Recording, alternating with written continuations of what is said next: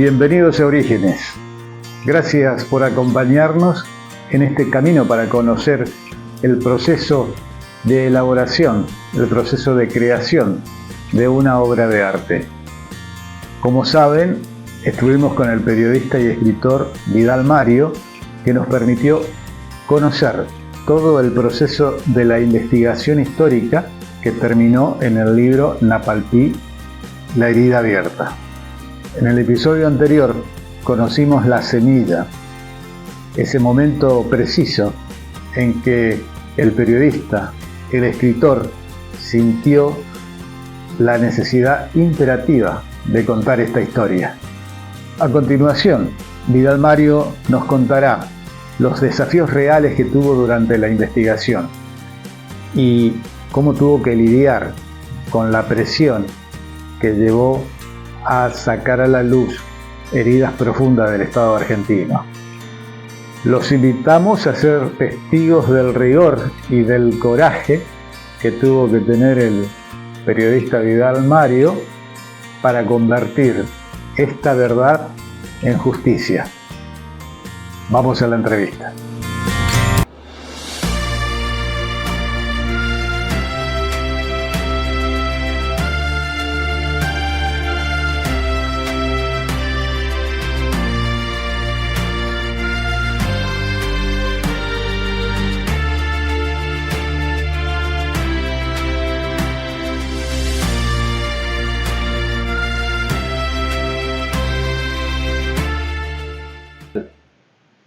Todo este trabajo, de que pasaron los años, en este momento el reclamo, las apelaciones están entonces en la OEA, ¿me estás diciendo? Están en la OEA, exactamente, sí.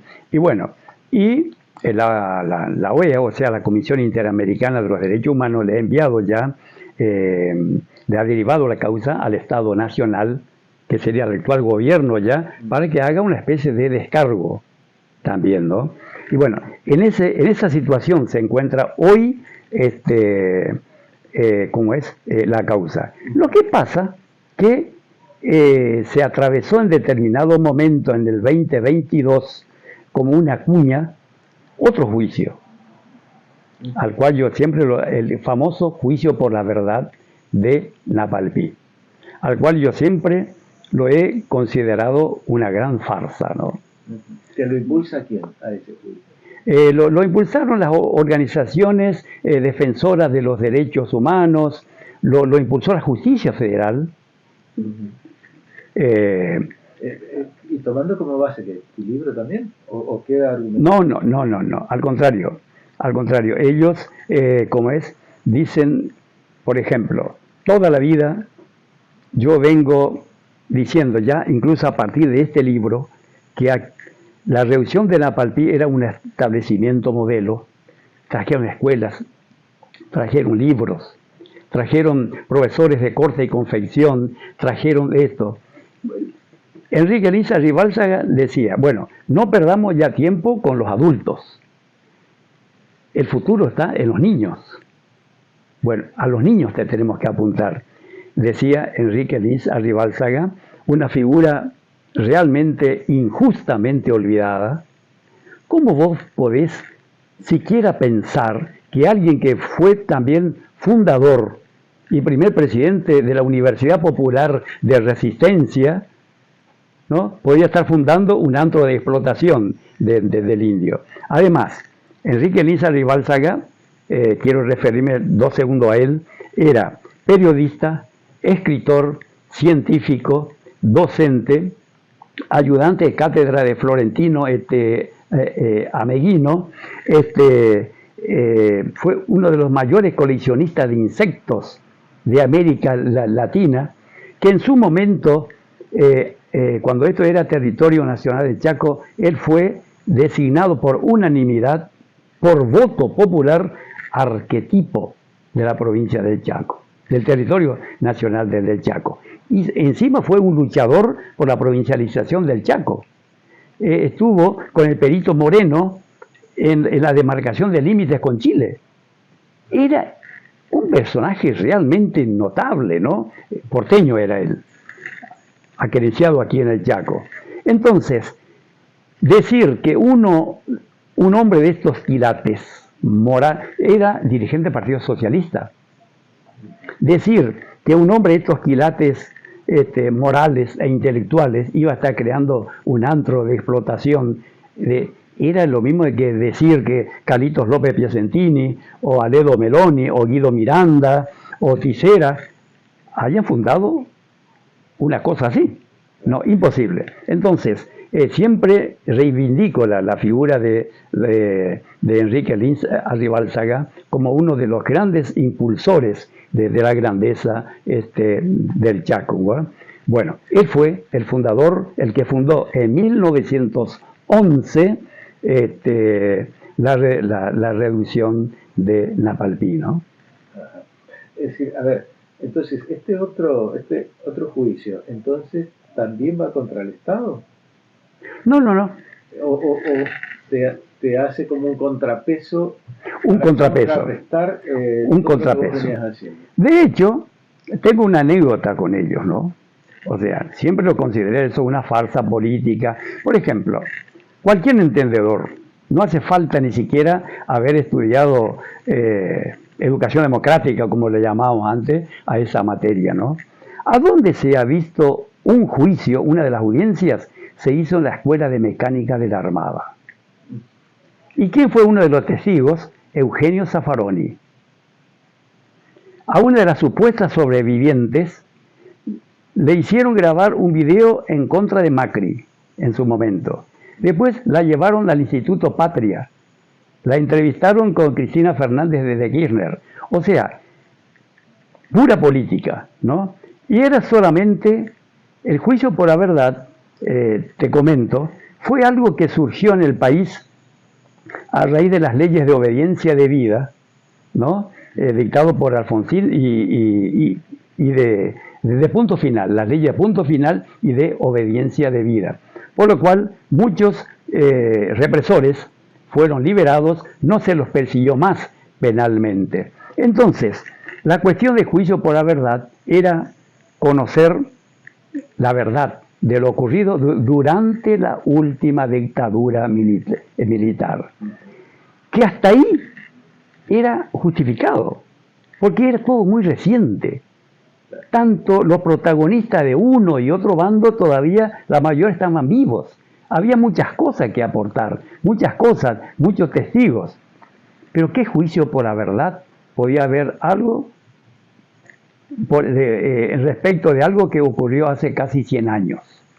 ¿Dónde están los de qué? Entonces aparecen testigos, aparecen supuestas sobrevivientes, y le hicieron decir, una Rosa Grillo, que supuestamente tenía 114 años, decía, sí, yo vi, el copiloto nos disparaba con un rifle de repetición.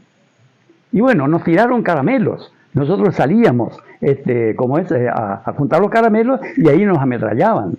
Bueno, cosas inverosímiles. Sí, lo del avión existió, pero un día antes. Era de un avión del Aeroclub Chaco, pero era solamente un avión de reconocimiento, como decían entonces, para determinar la exacta ubicación de los revoltosos. ¿Dónde se habían? Pero nada más. Después, bueno, como tantas otras historias, lo que yo dije en este libro terminó como historia siendo cualquier cosa. Hoy no tiene nada que ver con lo que yo dije en su momento. Tal es así que en el 2022 me invitaron a mí a participar de un panel sobre la masacre de Napalpí. Éramos 3. Uno, ¿dónde se realizó eso? ¿Cómo es? Acá, organizado por las entidades defensoras de los derechos humanos. Bueno, en realidad los panelistas éramos 4. Uno, ¿cómo es? Eugenio Zaffaroni. Otro, el juez Rafecas. Otro, el doctor Carlos Alberto Díaz, abogado de esta causa, de aquel juicio, y otro, Vidal Mario, como autor de Napalpí, la herida abierta. me bajaron del panel. Juntaron 116 firmas de todo el noreste de instituciones y 111 de personas y elevaron una nota para que me bajen de ese panel. Porque decía, porque es un acto de provocación que un ultraderechista, negacionista, como Vidal Mario, esté participando de un panel junto con los compañeros Zaffaroni y Rafecas. ¿Eso en qué año fue? En el 2022.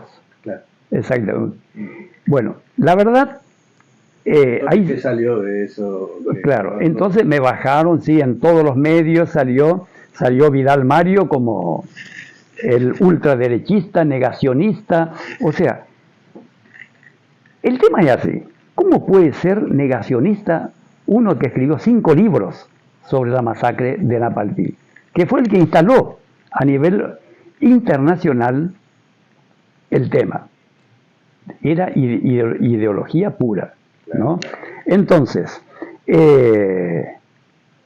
a todo esto, pero ¿hasta dónde más se llegó? Algo que originalmente solo pretendía ser un folleto de barrio para comprar cemento, para mejorar el acceso al barrio, ¿no? Vamos a hablar un poquito, Vidal, porque realmente fue tomando durante los años, después de la publicación de esto, se fue ramificando, sí, fue tomando varios caminos, ¿no? Sí. Y la repercusión inmediata que tiene el libro, ¿cuáles fueron las repercusiones? Bueno, la repercusión inmediata que tuvo el libro fue, te comentaba, el interés de la Iglesia y de Luis Landicina de presentarlo en Buenos Aires, que se concretó, ¿no?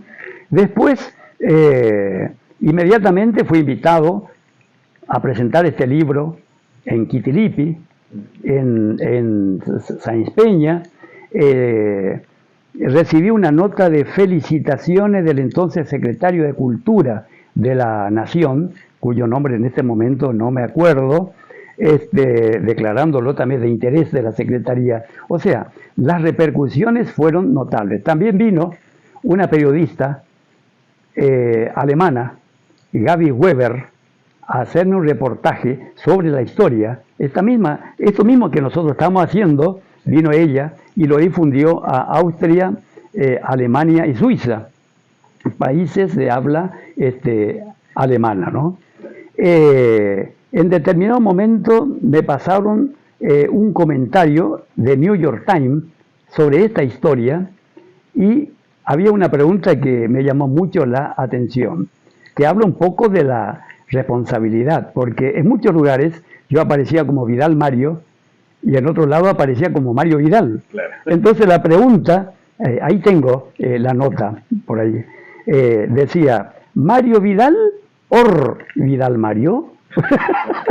Decía. Entonces, otra vez vuelvo al principio. ¿Cómo un humilde folleto iba a terminar siendo comentario del New York Times, por ejemplo, ¿no?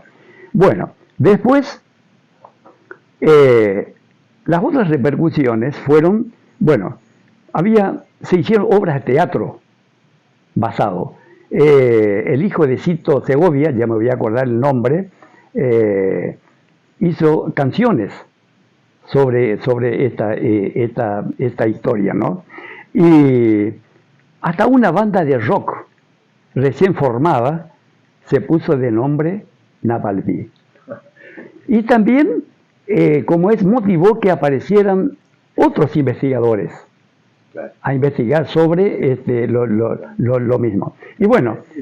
A ver, con esto comienza, pero también estás comentando de que volviste a escribir otros libros en función a este tema. ¿Cuántos libros más? Claro.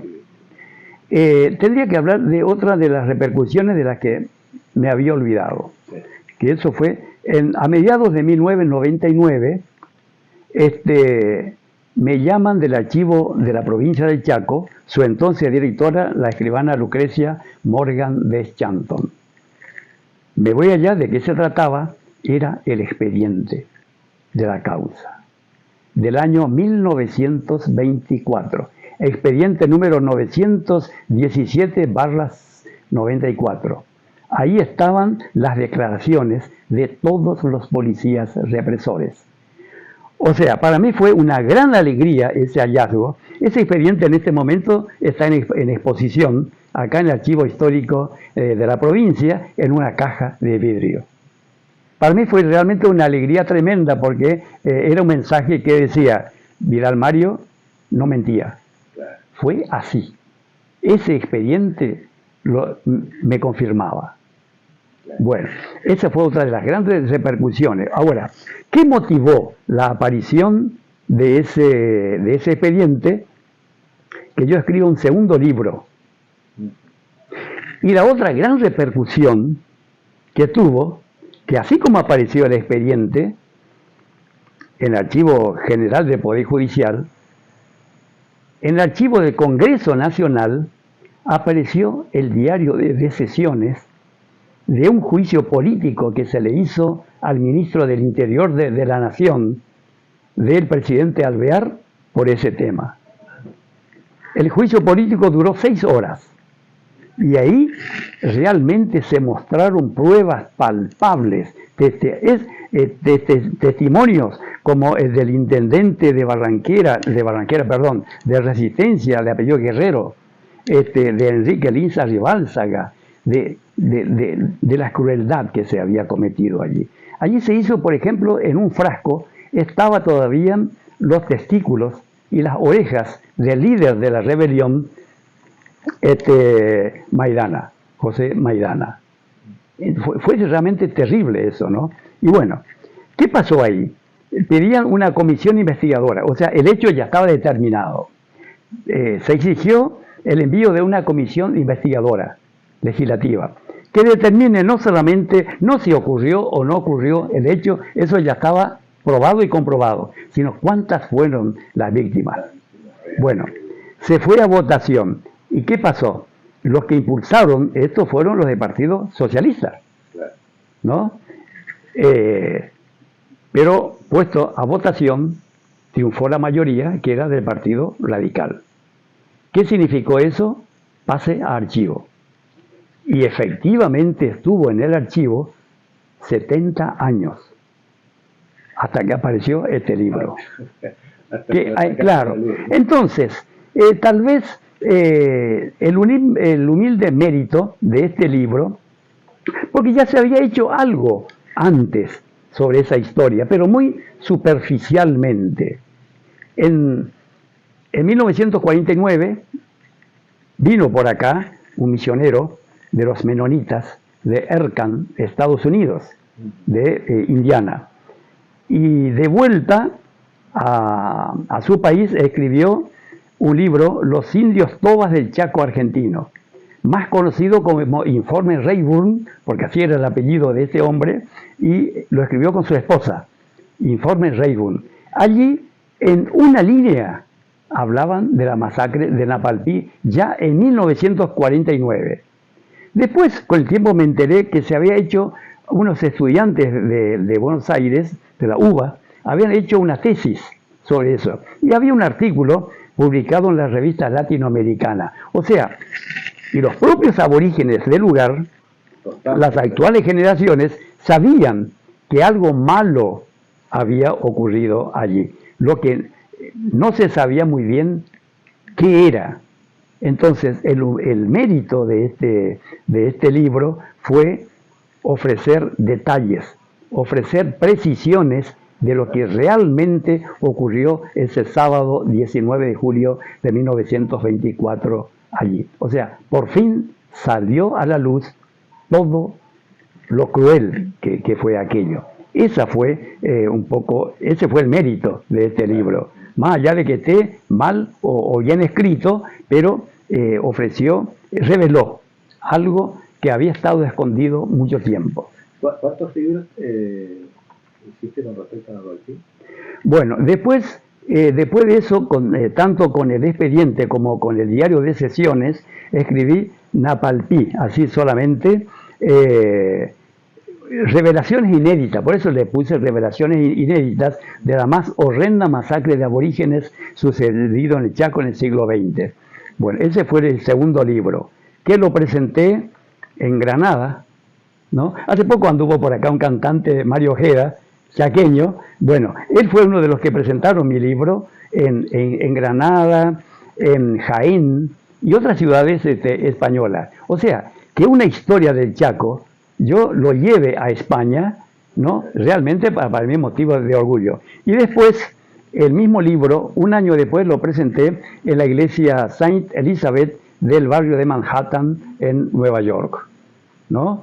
Que es el cuadro que allá tengo el cuadro que dice Vidal Mario presentó su libro Napalpí en Nueva York.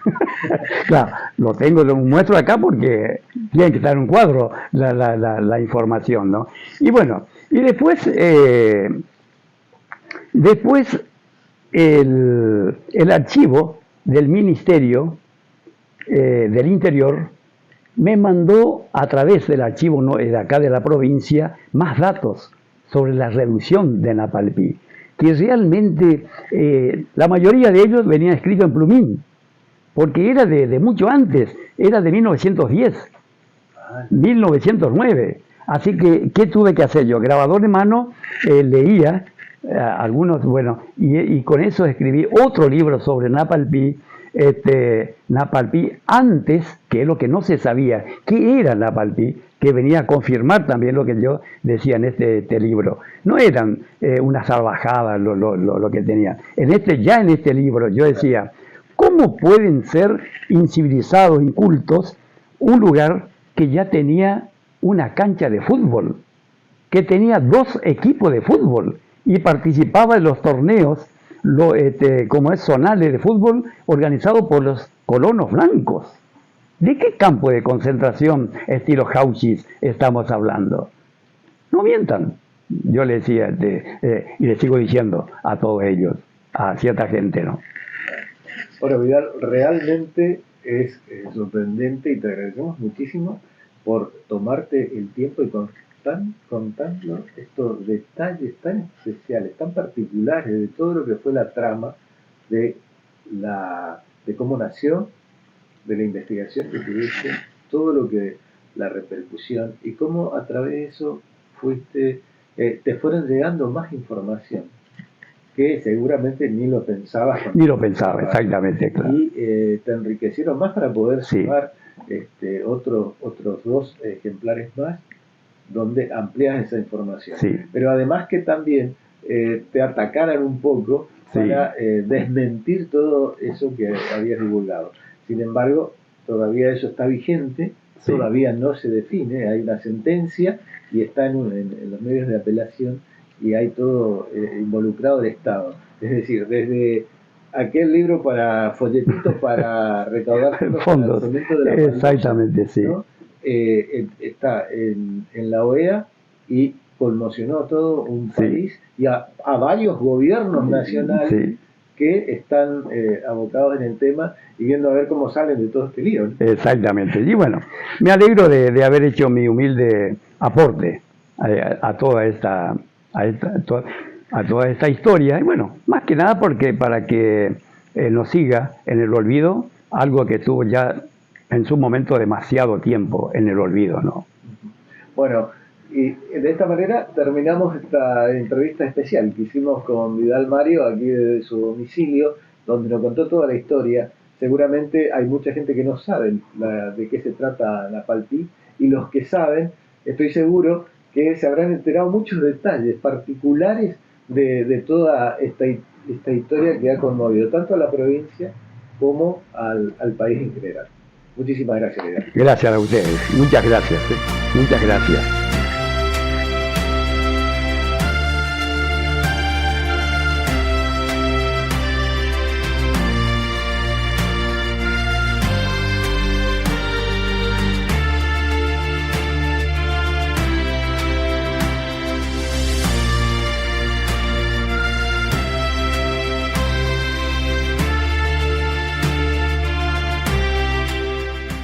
Y así hemos llegado al final de este emocionante viaje hacia la génesis de una obra de arte. Gracias a Vidal Mario por permitirnos conocer todas estas cosas íntimas de su libro Napalpí, la herida abierta, y cómo una investigación periodística se convirtió en un motor de justicia. Lo que queda claro es que el origen de un libro o de una obra no ocurre por arte de magia, sino que implica investigación, compromiso, coraje, valor para vivir el proceso y transformar esta simple idea en una verdad innegable.